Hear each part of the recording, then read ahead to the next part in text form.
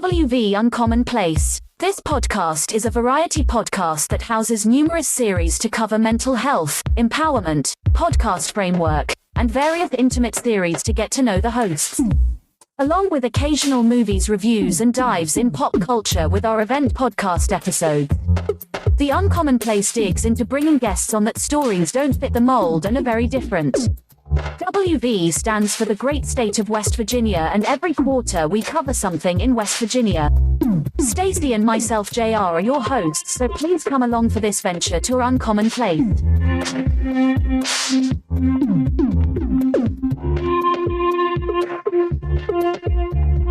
We wearing both red. I'm wearing like a burgundy. All right, everybody, y'all know at the first beginning of the show, sometimes we have a little bit off different things going on. So, I always like the mic to be red. I am JR and I'm the host of West Virginia Uncommon Place. And I am coming back from a long hiatus of not doing interviews. I've been doing those little rise and fall episodes about the movies and stuff like that. We all know that's attached to the little famous sponsor of my company, of the show, Anchor Nebula. So I just do a little quick tie-in for them, just for that. And I have a special guest here with me today. And she has an incredible name. And I chopped it up once. And she was nice enough, we're on a Zoom call. She put the pronunciation of her name. Her name is Venchele. And her last name, I ain't gonna chop that up because she told it to me before. It's Sant Deek. Yes. And when you see it in the show notes, the way you're gonna say it is not the way I just said it. So the most nostalgic question that comes on the show is, who are you? So let's start it off real quick with that. Venchele, please tell us who you are and why you are here today. I'm thinking, do we even have enough time to chop that up?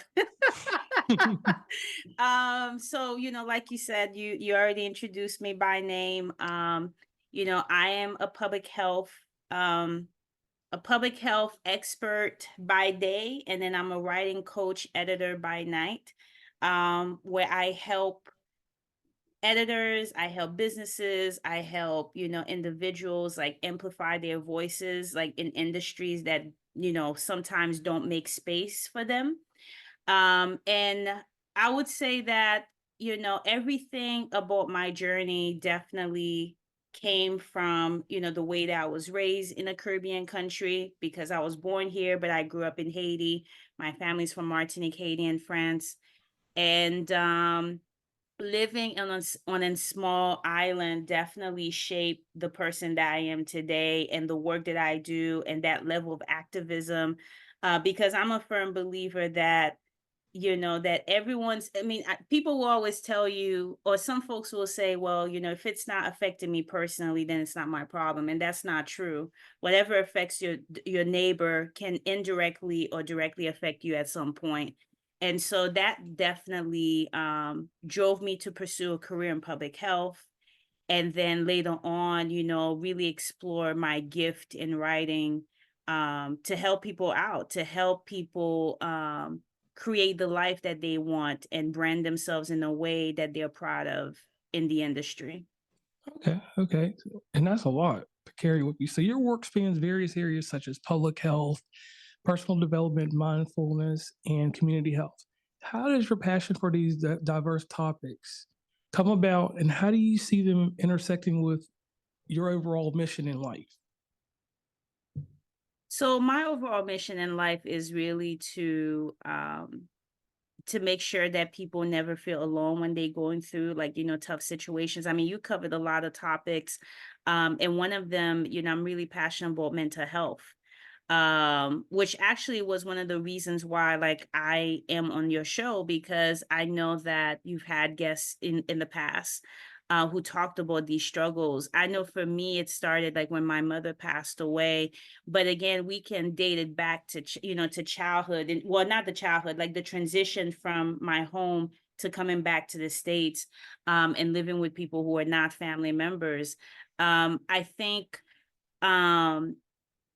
when you look at the common denominator between all of these, we always have to talk about the residual trauma that follows, when you go through, tough circumstances in life. And that's the reason why I wanted to focus on that. And that's what really drove me to go and pursue right now, I just finished my first semester in a doctoral program, Okay, you well, know. congratulations.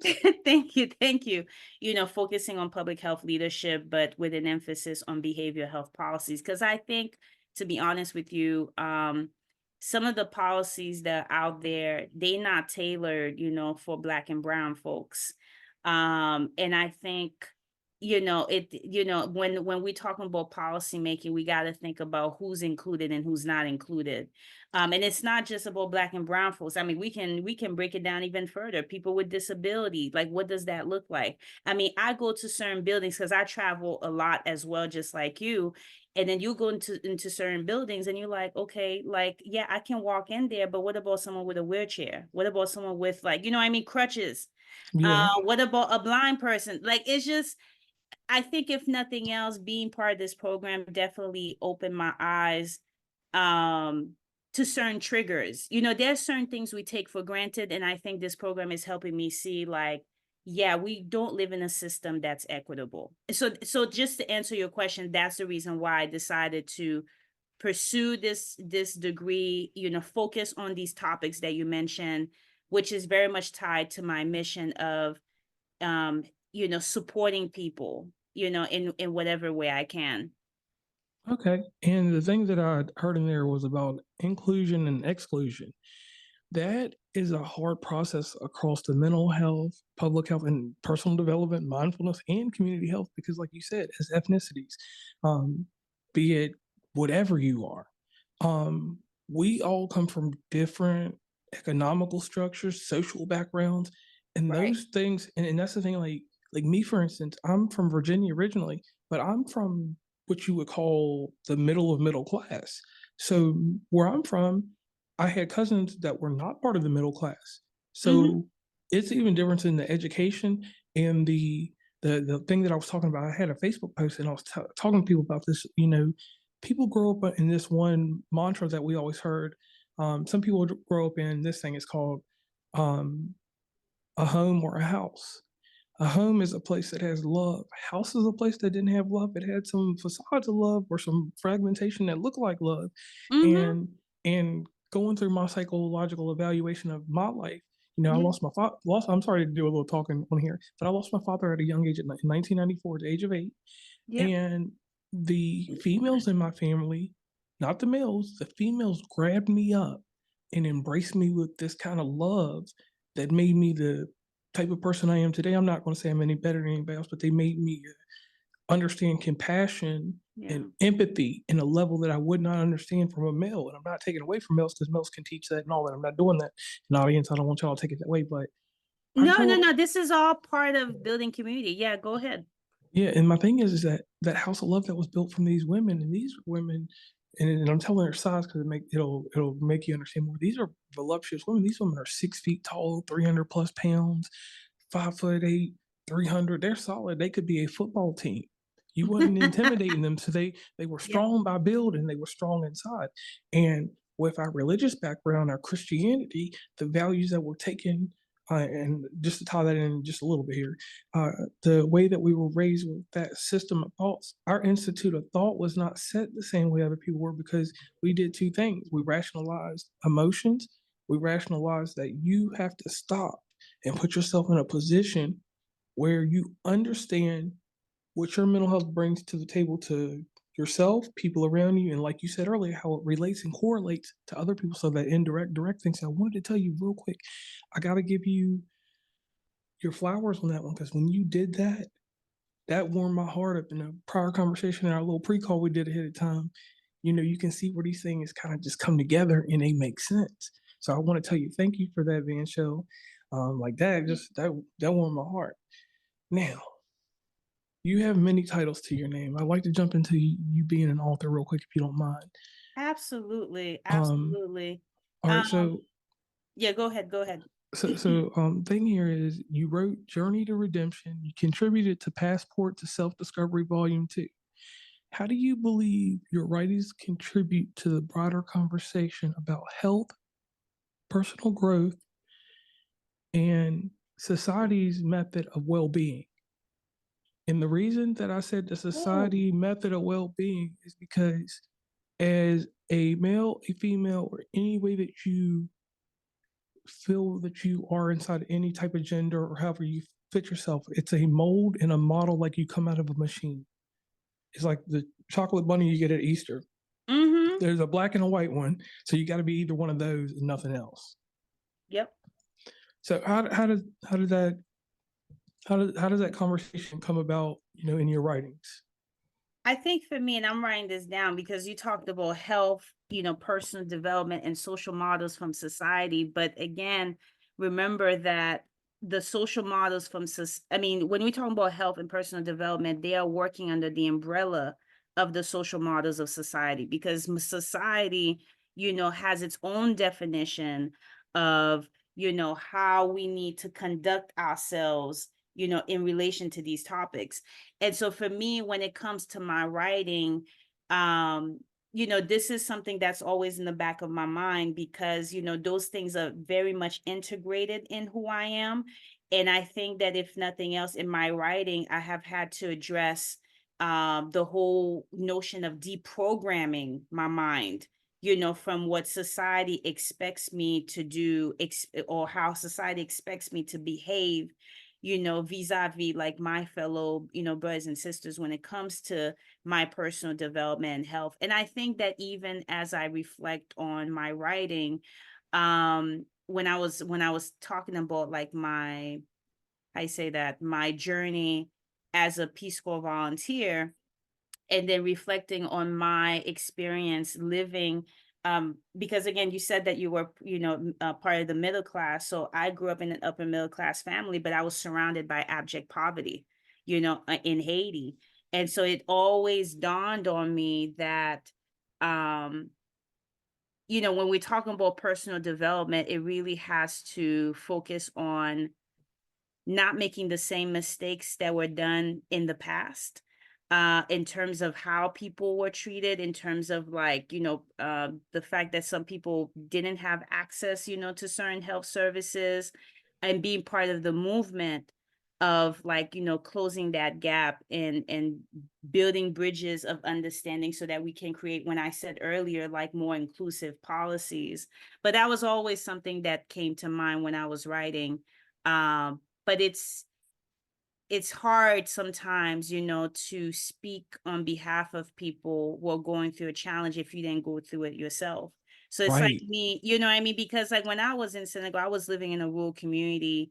And literally, it's facts. Like, these people lived on $1 a day. You imagine what that looks like in West Virginia or where I'm from in Gaithersburg?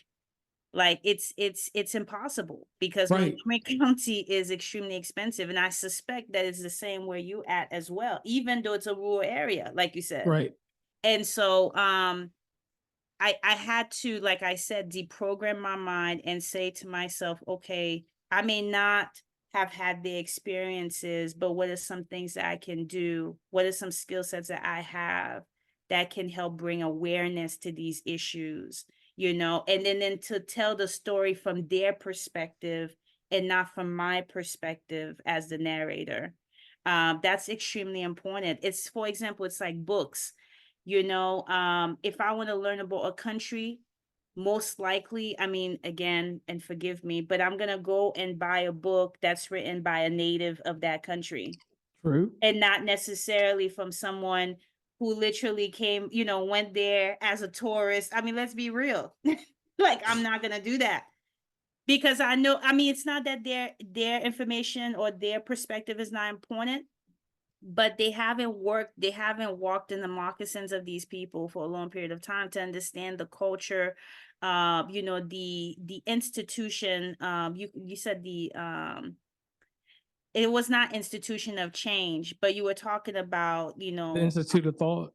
yes, the Institute of Thought, right? And the fundamentals that really make up the culture of that country. So it's all about perspective, but I know that it's very important when you're gonna tell a story like I did in that when I contributed to that book, to tell it from the perspective of those who are victims of the system, and not come off as a personal hero, because I wasn't a personal hero. I was just someone who came in I had a set of skills to use. I developed projects that eventually that help them in the long run. But ultimately I'm not a savior, you know. Yes, I do. But you're an advocate. I am an advocate. Yes, Yes. advocate. So, like I said, you wear many hats, and you were involved, and you are involved with a group that I'll let you pronounce for me. MESFAMI Care. I mean, yes. Oh my Yeah, goodness, yes, MESFAMI Care. Let me tell you, okay. and can I put a little? Can we put a little bit in there? So, um, innovative approaches you all had in implementing this tactic of addressing health equality and community well-being. And doing that shows your commitment to public health leadership, in my opinion. Because Yes. we have to do research. I got to do the research on you. So, with that being said, tell us a little bit about that, and tell us about how y'all address health equality and community well-being. Because here's the thing, and this is me being in West Virginia. 1.5 million people are in West Virginia. 90% are Caucasian. Okay. The other half is broken down to whatever. Now, mind you, we are bordering Ohio, Pennsylvania, and let me do this for the people in Maryland. Instead of saying Maryland, I'm gonna say Merlin because that's what they Yeah, say out yes, there. that's it, Merlin. Merlin. So you have people that branch off from those areas that come here that are different ethnicities. But West Virginia is strictly, it's a white place. I'm not going to sugarcoat Right. it. No, Like that. I've been to West Virginia. Right. You stand out. Right. I mean, they treat me like an exotic fruit out here. Shout out to everybody that does. And if you don't do it to my face. Now, here, health equality in the cities is fine. But when you get to the rural areas, health equality, they will tell you, and I don't care if you're black or white, if your money is not lined properly, they're going to tell you, hey, or your insurance is not right. Or if you don't have insurance, they're going to be like, hey, you need to go elsewhere, go to the free clinic, which free clinics are fine because we have some very amazing ones in the state. Mm-hmm. And the community outreach about diabetes, because I just found out in August I'm a diabetic, stuff like that, you don't get in the rural areas unless you're in a city. You don't get that kind of the backing that your company does. So how do y'all address it? And tell us a little bit about what could other people start or try to attempt to do to help themselves in these issues. So when we're talking about, insurance coverage, you do know that, sometimes you can have insurance, but you can be underinsured. So it doesn't cover everything. And you brought up a point where what about people who don't have their insurance, right? Or just flat out don't have the money. They can't afford health care, whether it's through their employer or just like paying out of pocket. I think, like you said, using the free clinics is definitely a start. But then at the same time, and this is something I've seen happen in the country, is really the development of coalitions, to advocate and kind of get the word out on what's missing, what's missing in terms of gaps in healthcare, and for them to bring that, statewide. And that's a whole other conversation. But I know that for MESFAMI Care, funny enough, when I started that nonprofit, which by the way, right now is on pause because again, I'm realizing that there's certain endeavors, at least even my ventures, it required me to go and get this terminal degree because that's how people unfortunately, take you a little bit more seriously and you can get a little bit more funding. But the purpose behind MESFAMI Care was actually to help people cope with grief support, because after my mother passed away, it was hard for me to even get insurance. And it was hard for me to even get insurance, not just for me, but for my brother at the time. And then also basic things like being food secure. I mean, those are basic things. And so when we're talking about, what people can do, I mean, it's also important not to address the whole insurance situation, but also like, are you food secure? So these places can, provide, sources, besides food pantries, to meet people's needs. Because when we talk about public health, it's not a monolithic entity. Like, we can't just talk about health. Like, what is health? Like, health also includes being in a safe environment. It includes like having health coverage. It includes being food secure. What are your thoughts on that? Because public health is not, it's not just focused on health. It depends on your definition of health, to be honest with you. But yes, for MESFAMI Care, that was the purpose, and it started doing well in terms of, like, I had a few organizations, like, share with me resources, and I posted it on the website. I was talking to people, and I still do that, even though I'm not doing it under MESFAMI Care. But that was the whole purpose of it, to be honest with you. I mean, what it could be later on, I don't know. But you do raise some great points that, I could hopefully address, when it's back again. When everything comes full circle again. When everything comes full circle, because literally I was knee deep into it for 3 years. Like, I'm telling you, I had all the organizations lined up.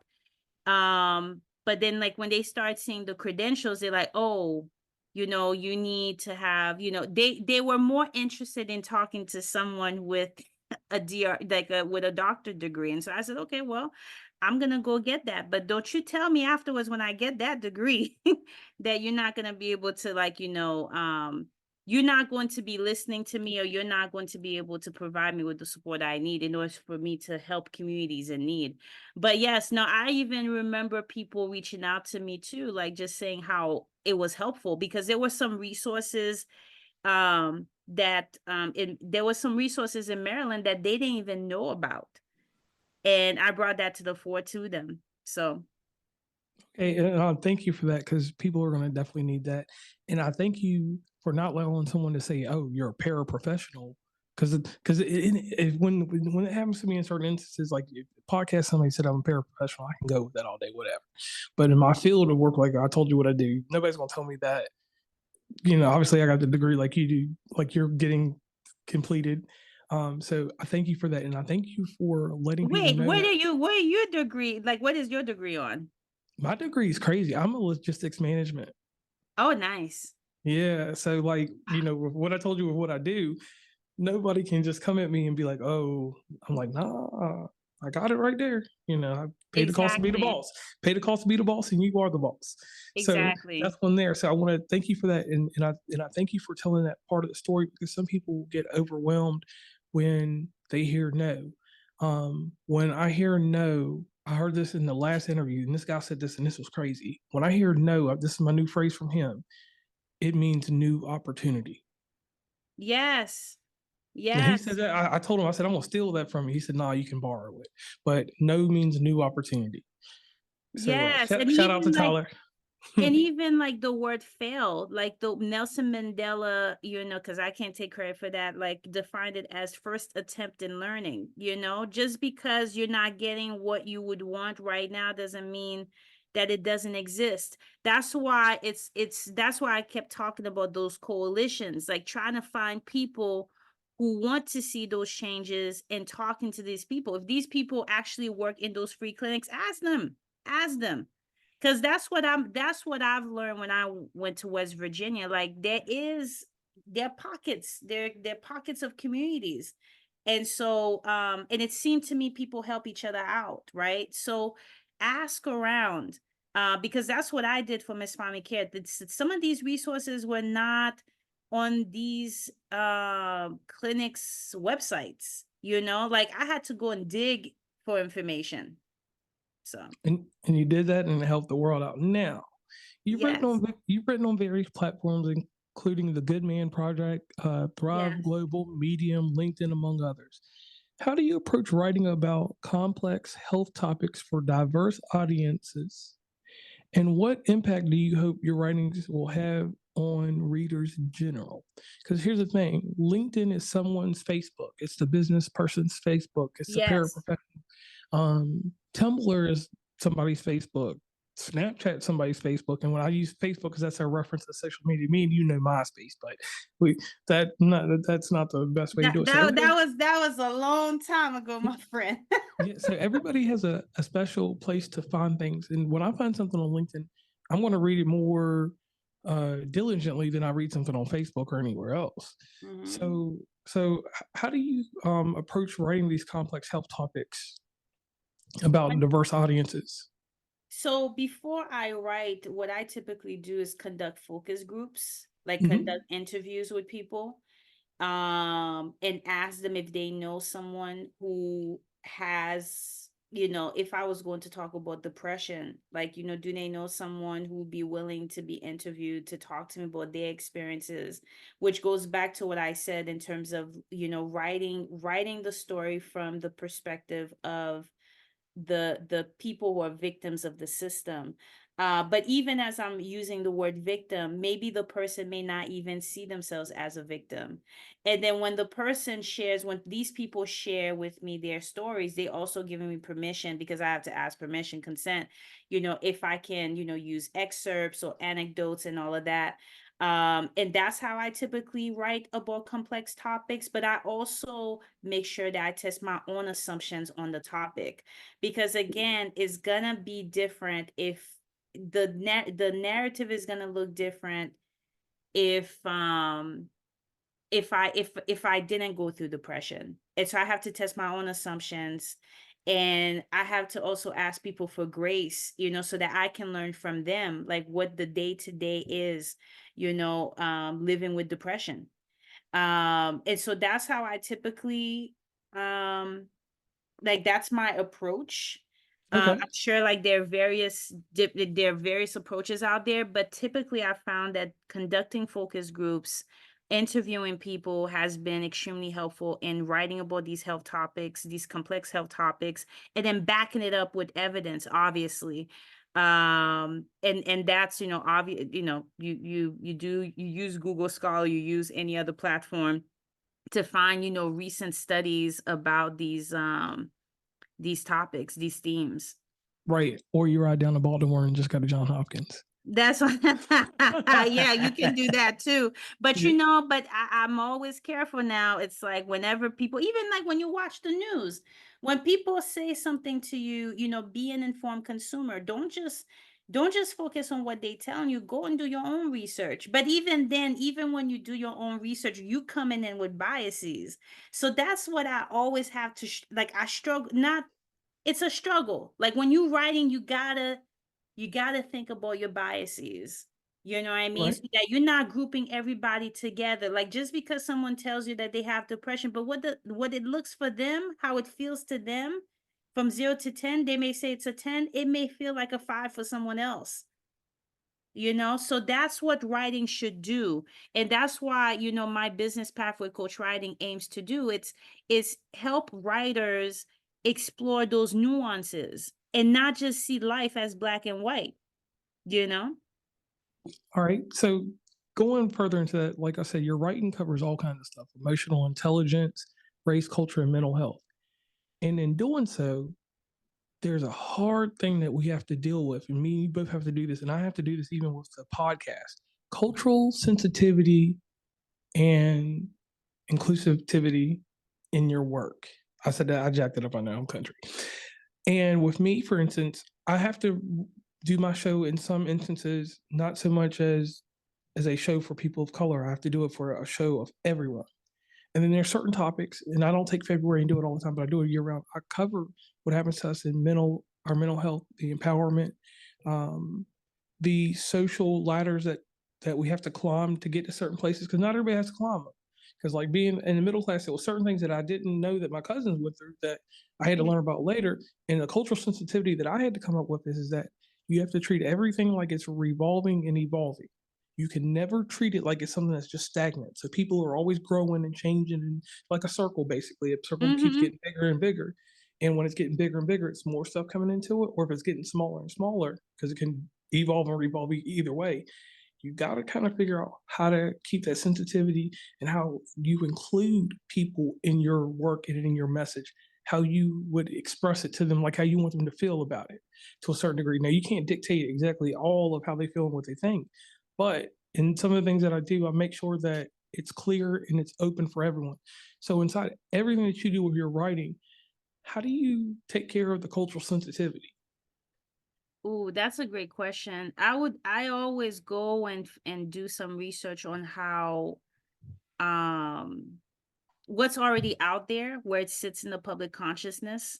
Like, what are people already doing in terms of inclusivity in that person's culture?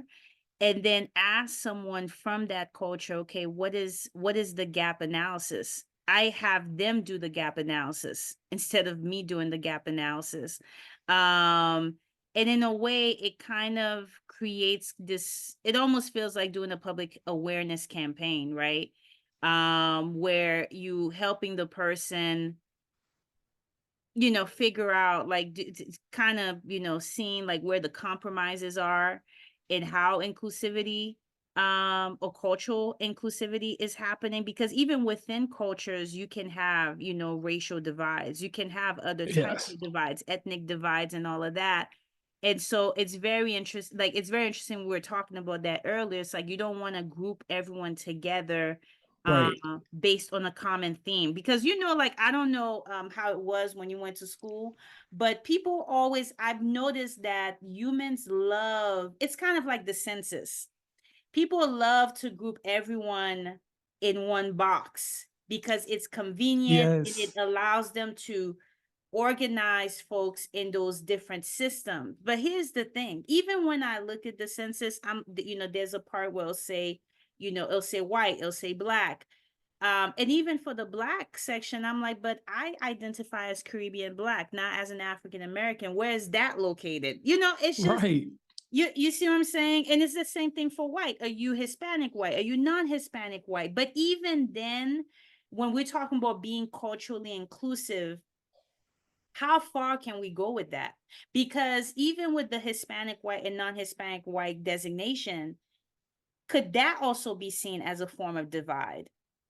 Right. Like, as society trying to divide, these two groups, as to say, oh, one of them is more superior than the other based on the color of their skin. Like, there's so many, we could do this all day. Yes.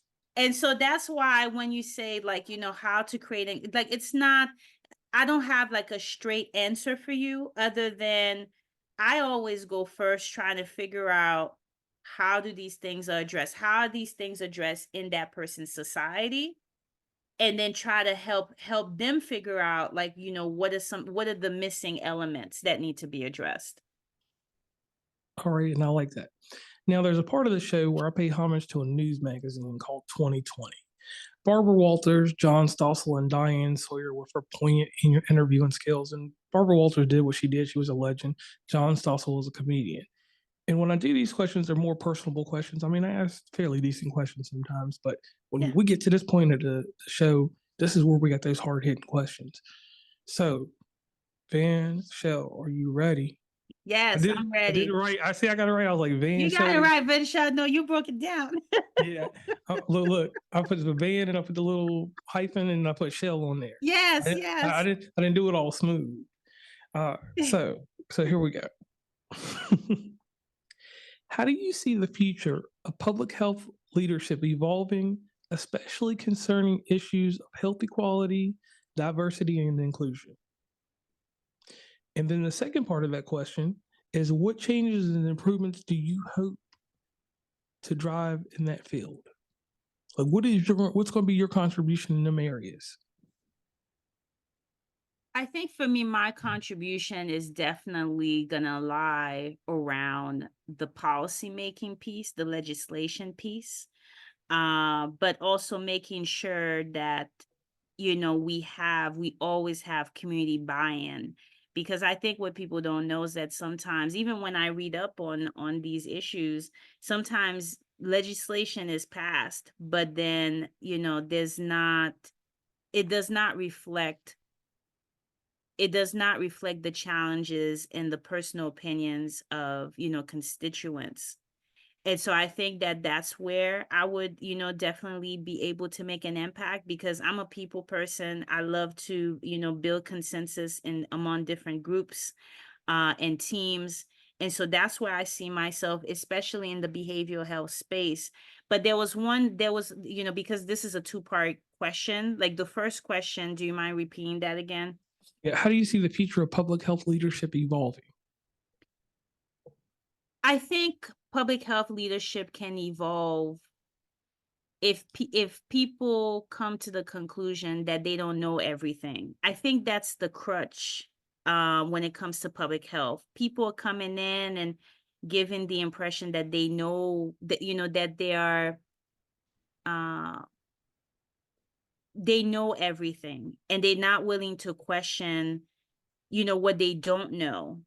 And I think, like, when we talk about where I see public health evolving, I mean, yes, public health leadership would evolve if people, question their assumptions, take the time to really understand the challenges, the ins and outs, and then also trying to figure out if they are addressing the right problems instead of just checking a box, because sometimes that's what happens. Like, you go into meetings, even in our 9 to 5, you go into meetings and there are a million problems to solve, and people want to tackle all of these million problems, but not all of them may make an impact. And so I think that leadership in public health would greatly benefit from people, solving the right problems. And the only way that you can figure this out is by talking to the people who are actually going through it. Okay, and I like that answer. Now, as a person that is pursuing a doctorate in public health leadership, this is something that you did, that you're doing, and you said because you have to be at that status quo to get the endowments and the grants and everything else that well, not the grants, but I'm just going to use that as an example because it sounds Yeah, good. we can talk about grants because it's, MESFAMI Care and all of that at some point. Yeah. Right. So once you have this degree and you're on that top of that plateau, because it's that rising action right now. The climax happened at right here, and that rising action is going up. No falling action Yeah. yet, because falling action isn't going to happen until everything's back in the order that you want it to be. What's the next step after you have this degree and you're back working with your nonprofit? Like like I've mentioned to you, I think right now, because we're looking, 4 years, we're sort of putting this out into universe right now, because I just completed my first semester. Okay. So I'm kind of the new kid on the block. But not so much, because I've been doing this work for, more than 15 years now. I Yes. would hope that once I get this degree, that it enables me, to enact support, for public health policy legislation, encourage community partnerships, and really foster and mentor, future, public health leaders, to implement, changes and transform the lives on residents on a large scale, but specifically in behavioral health. um, because I think that that line, it has become very nebulous. Like, you have people who are being underdiagnosed, overdiagnosed. You have this opioid crisis that's still, reoccurring, is especially in schools, in Maryland. And even though there is a conscious effort to bring support and help in terms of the medication, like treatment and screening in schools, it's not enough.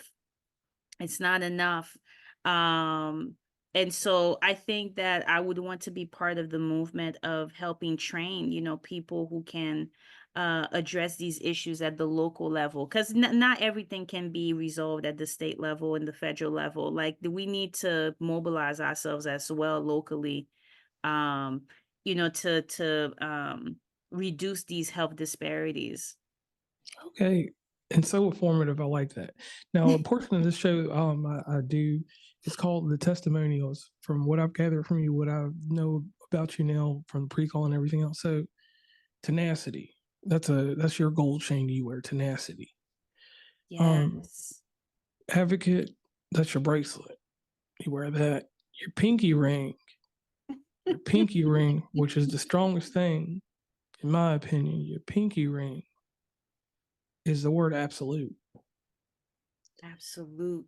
Yeah, and the reason that Tell me you have more. the reason that you have an absolute to you is this: you made a choice. You had a tragedy happen to you. You were traumatized with this, so your absolute is an absolute truth here. Yes. When your mother passed, it put you in a predicament that you had been involved with, but you were actually feeling the force and the issues that were going on here. Absolutely. So you had to have some tenacity because people were knocking you down and weren't giving you the right avenues. So you went out there, you went on your Google Scholar, you did what we're taught to do. You investigate the elementary school skills that we are given, not the middle school, not the high school. You took the simplest thing that we learn in kindergarten and first grade: research, search, research and search. People forget that they go hand in hand. They're two different things. You Yes. search, then you make research, or you find research and then you search more into it. And the whole theme of everything you've been saying on the show has been to research, find your narrative. Your narrative might not always be right in certain areas, but come full circle with everything. Not everybody has the mental fortitude or the aptitude, not fortitude, let's go to aptitude, the aptitude to pause, to stop and rationalize, because rationalization is something that in this world is a dying art. Yes. People have realization, but not rationalization. Realization all day long. You rationalize, hey, this is not right. And like anyone that knows anything about marketing or advertising, the marketing portion of your mind said this: I know how to help by gathering more research and then showing this, relaying it. The advertiser in you said, I have experience. I have reason that you should listen. I have been in your shoes. You can relate to me because I can relate to you because there is a relation. Yes.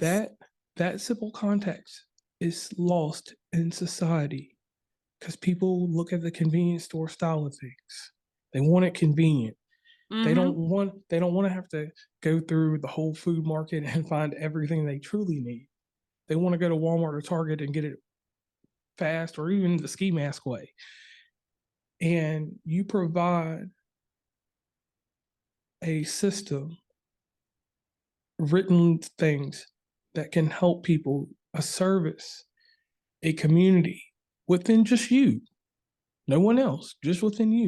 And Yes. that's something that you need to be proud of. That's something that you, when you get up in the morning, you see the mirror back behind you, you look at yourself and you say, hey, I'm doing this. I'm not doing it for myself. I'm doing it for everyone.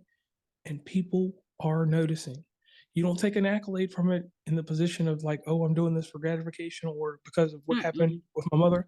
I'm doing this because of the selflessness and because of the one thing: when I needed the help was not there. Exactly. So that's Exactly. And sometimes it could do two things to you. You could be in a situations like this, and it can make you better or it can make you bitter. And I chose for it to make me better. A better friend, a better advocate, a better support system for sure. Um because again, like even as I was listening to you, it's not about the quantity of conversations you have, but it's about the quality of conversations you have with people. And that's so critically important when you're building alliances, when you're trying to make a way for yourself when there is no way. Because I can tell you back in 2015, and people didn't know this, but I came back from a 3-year stint, from Peace Corps in Senegal, West Africa. okay. So literally, I'm not only reacclimating to the US culture, but then I was literally advocating for my mother at the hospital that she was in, because I was afraid. I was afraid that if I left her, that they would treat her differently because she's a Black woman. And so I practically lived in that hospital. And so it was tough. I didn't see an end in sight. Like I literally had to go and take a retail job, because I couldn't find a job. So I was pretty much unemployed for about a year. Things were not looking promising. Let's just put it that way. And I think that the words that you used today, like the tenacity, like, yes, we have, unfortunately, we live in a society that doesn't always welcome us, but we have to still, we have to still insert ourselves in those conversations, because if not, you're always going to have a situation where, you have people talking about, they talking for you, but they not in your, they can't relate. They're out of touch. And that's what I aim to do, even before I decided to go get this degree, is to always be in touch with the people who are going through the struggle. And that's a tough call. Sometimes it's going to be a hit. Sometimes it's going to be a miss. But you have to keep trying and keep building forging these relationships, and, God will lead the way. So, And I want to definitely thank you so much for that. So, Venchele, we have made it to the end of this episode. yes. And I am going to have to extend this offer to you. Outside of this, we're going to have to come back on, because you have to come back for part 2 and maybe part 3. But one thing I want to challenge you with right now, you've got the skill, you've got the know-how. You need to produce a podcast. I just want 2 episodes a month starting off. You're not the first person. You're not the first person who told me this. Like 3 or 4 people, even my dad told me this. I need to listen. Yeah. Yeah. You need to take the steps, because you got the materials right now. You can do it. It only takes 5 minutes to learn how to edit from YouTube Academy. So on that note, I have Venchele Sandique with me, and I am JR, and we are signing off. And the one last thing I want you to do for me real quick, Venchele, please tell your family an expressive thank you for all they have done in the creation that has been brought on the surf. That is Venchele Sandique. Thank you so much. Thank you so much. And, and the same goes for you too, because, the fact that you have this podcast, and like I told you before I got on your show, I was listening to some of your episodes, like earlier episodes, and that was like some time ago, right? But it's interesting how everything came full circle. When I was like pitching myself, I was just like, wait a second, like I have listened to these episodes before, and I know it helped me out a lot when I was going through my own set of challenges. So what you do, my brother, is incredibly important, and I'm telling you, it's the light in the darkness for some. It definitely was my light in the darkness. So thank you very much. Thank you very much. So we will have her back on the show. We'll have to get something worked out behind the scenes somewhere in this new year and bring you back on. But I need you to take that challenge and make a podcast. Yes. Listen, tomorrow you got some time. You got 3 hours tomorrow that are free. Right? You got 3 hours free. So what would it be like you in front of the camera right now just recording? Make a 5-minute show and get your 10 points across. Now, if your 10 points are 2 minutes apiece, and it's 10, then you made a 20-minute show, right? Yeah. So if you make the points less, then you got the 5-minute show. So if you're doing 10, you've already got a 20-minute show. So right there, you just did math and equation of a podcaster, so you got it. So on that note, I'm JR, and we have to get up out of here. In the show notes, you will be able to find every single thing you need to find about Venchele and all of her endeavors and her future endeavors. And the great thing about a podcast is it's everlasting, it's evergreen.